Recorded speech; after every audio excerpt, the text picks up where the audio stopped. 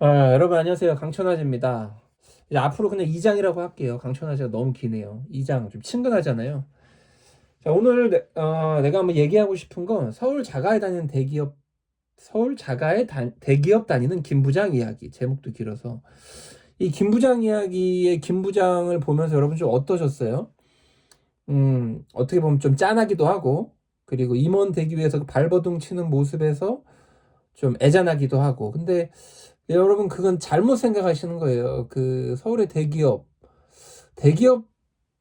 다니는 비율이 한 전국 그 노동자의 한 10%? 10% 되려나요? 그리고 더군다나 서울의 자가에 살면 뭐 지역들이 뭘 설왕설래 뭐 강동구다 뭐 이렇게 얘기도 하기도 하고 마포구다 얘기도 하기도 하는데, 강동구만 해도 국평 한 34평 살려고 하면 뭐 명일동 같은 경우는 한 18억 줘야 되고, 뭐 둔촌동 같은 경우는 요즘에는 그 30억 가까이 줘야 돼요. 뭐 포레온 같은 경우.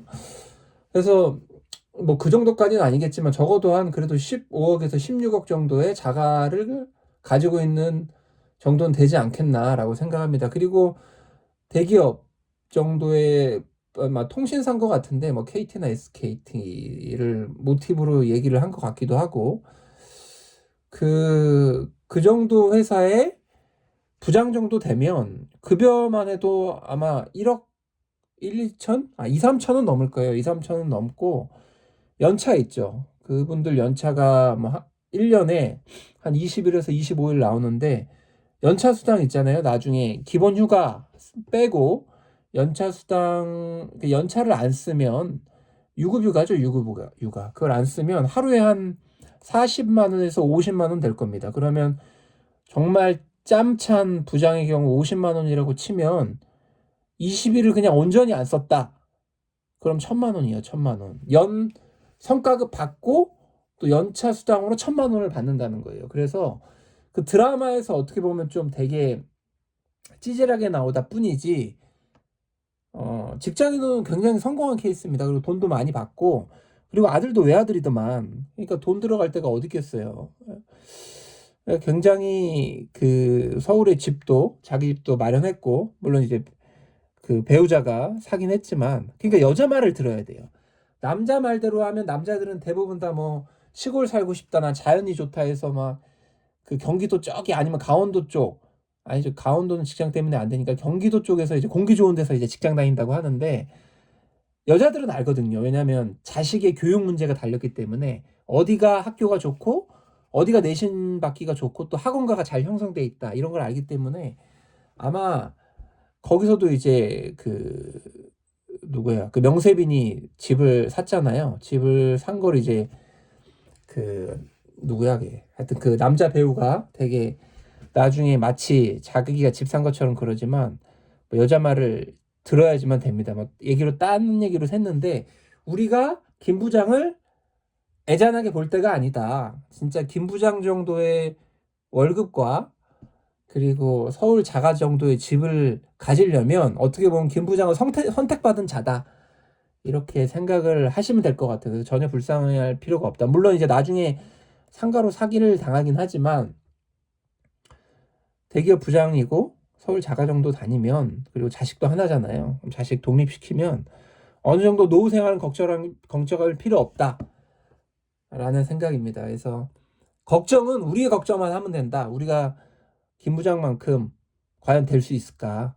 김 부장만큼 모을 수 있을까? 김 부장만큼 서울에 있는 집 사고 김 부장만큼 월급 받으면서 살 수 있을지, 그거를 한번 고민을 해야 됩니다. 다만 이제 그 임원을 못 달았잖아요. 임원을 못 달면 이제 나오면 완전 정글이죠. 그때부터는 이제 부장 타이틀 띄고 일하는 거니까 아마 굉장히 그동안 부장으로서 쓰는 돈이 많았을 거예요. 근데 그런 것들을 못 쓰니까 이제 모아둔 돈이 없으면, 더군다나 이제 상가 투자해서 그 상가에 날려 먹으면 그때부터 이제 완전히 생활이 달라지는 거죠. 나중에 집까지 팔라 그랬잖아요. 그래서 그렇긴 한데 어쨌든 김 부장까지 오르는 데는 굉장히 비율이 낮다.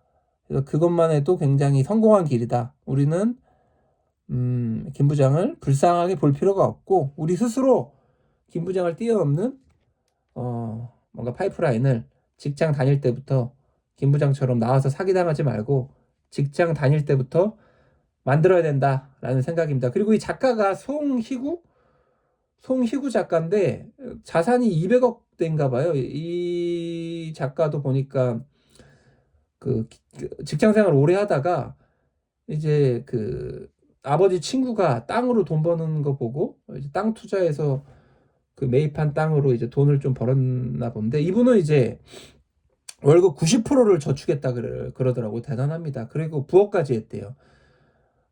제일 후회하는 게 30대에 이제 부업으로 돈을 많이 버니까 좀 옷에 관심이 많아서 버는 족족 옷을 샀는데 그걸 지금 제일 후회한다고 합니다. 그게 아니었으면 좀 더 경제적 자유를 누렸을 텐데 심지어 그때는 지하철 조조 할인이 있었나 보죠. 조조 할인 받기 위해서 새벽 4시 반에 일어나서 경기도 수원에서 서울 용산에 있는 회사까지 출근했다고 합니다. 그 남는 시간 2시간 동안 아침에 6시에 회사에 도착하면 글을 썼다고 해요.